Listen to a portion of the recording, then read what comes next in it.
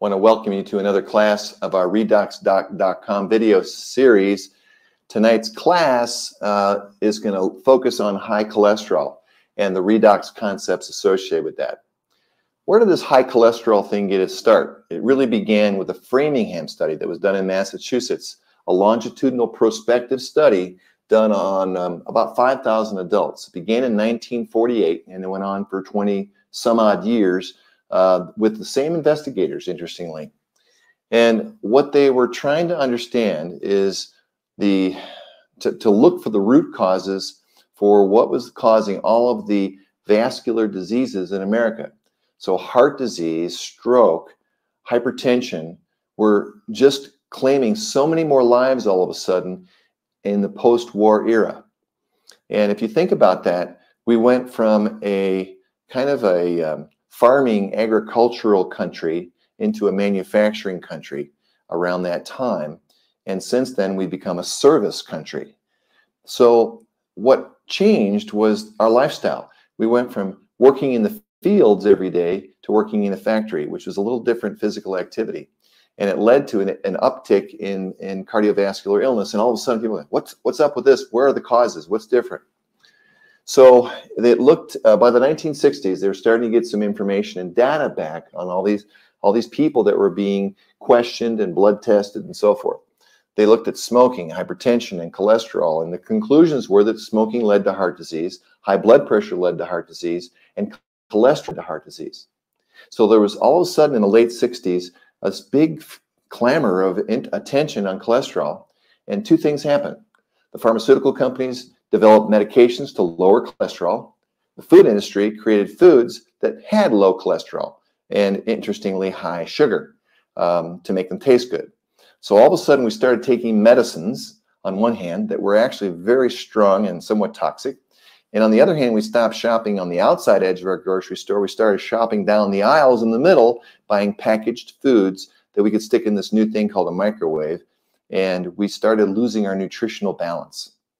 And we had a toxic buildup of chemicals in our body from medicines that we were taking, thinking we were going to do some real good at preventing heart disease.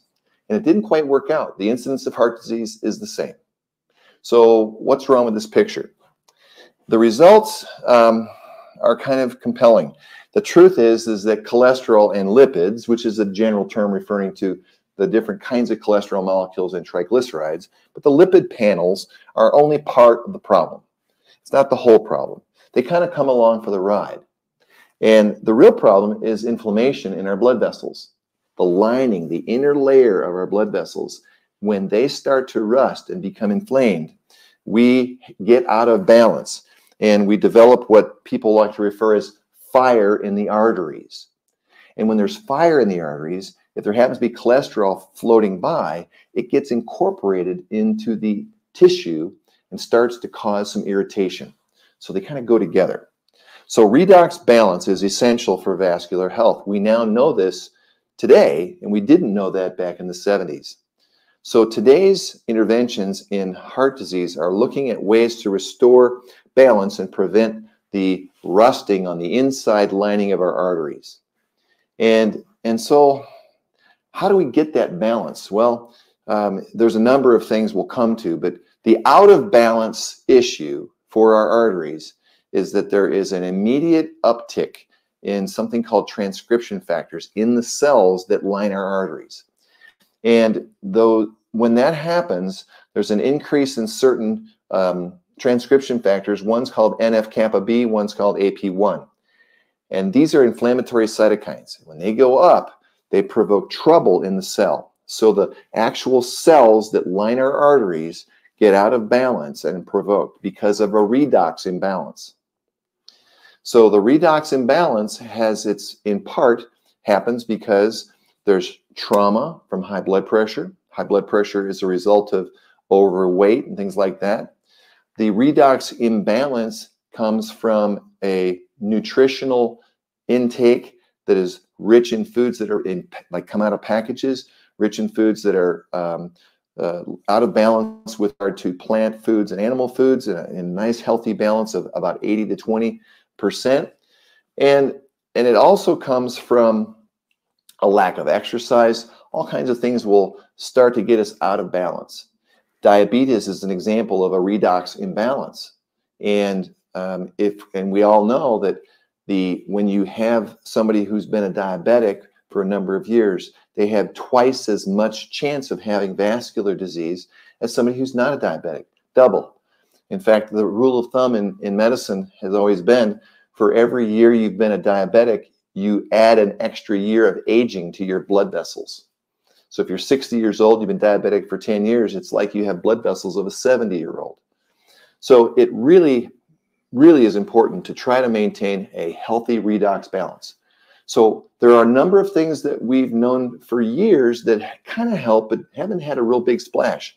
There's nutrients and supplements and herbs, curcumin, resveratrol, turmeric, isoflavones, flavonols, and catechins. These are things that come from like red wine and various herbs, and even dark chocolate, cold processed chocolate. These modulate the expression of those transcription factors. There's something that's absolutely puts these to shame, and that's to take a supplement that contains balanced redox molecules. So if you're out of balance and you can take in a balanced resource, all of a sudden you've got the missing molecules. You don't even have to make them in your cells. You can just assimilate them. And as we do, we restore this balance. We shut down these cytokines. We turn off the inflammation, and we get rid of all this trouble that has led to the development of heart disease.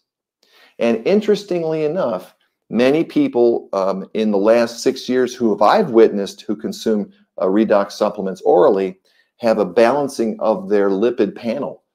It comes back to a more normal pattern where instead of too high of the bad and too low of the good, it kind of restores to a normal pattern, which is really exciting. It's as though the body kind of knew what to do all along, but was being provoked to go the wrong way because of our lifestyle, because of inflammation that was kind of out of control.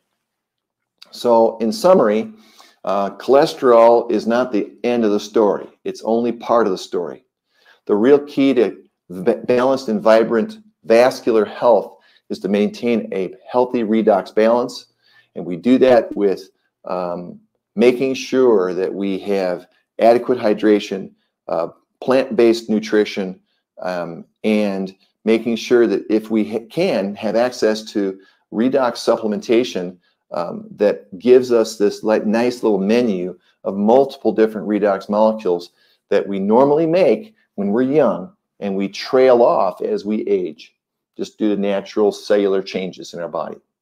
So I hope that helps you get a better perspective on cholesterol. It's important to follow the advice of your doctor at all times, but don't be afraid to ask what you can do from a health standpoint. That's your responsibility. Your doctor may be in charge of your heart disease or your blood pressure, but who's in charge of your health? You are. You get to make those health decisions, not your doctor. And you can incorporate those health endeavors with any therapy, especially to consuming redox molecules. They go along with any lipid drug, any heart drug. There's no contraindication there. So I hope that helps. We'll see you at the next class.